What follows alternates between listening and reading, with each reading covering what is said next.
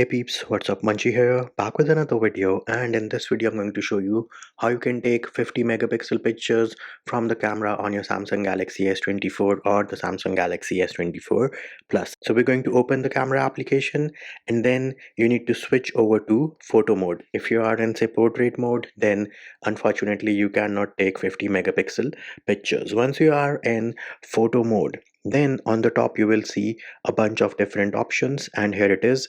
Right now it says 12M. If I select this, bam, it switched over to 50M. Another thing you need to note is that if you are in 0.6x mode and you tap on 12M, it will change to 50M, but it will also switch over to 1x lens. So you cannot take 50 megapixel pictures from the ultra wide camera on the Samsung Galaxy S24 or the Samsung Galaxy S24 Plus. Next up, let us take a picture, and the picture was taken successfully. Now let us open our gallery application and show you how you can check whether the picture is 50 megapixels or not. So here it is.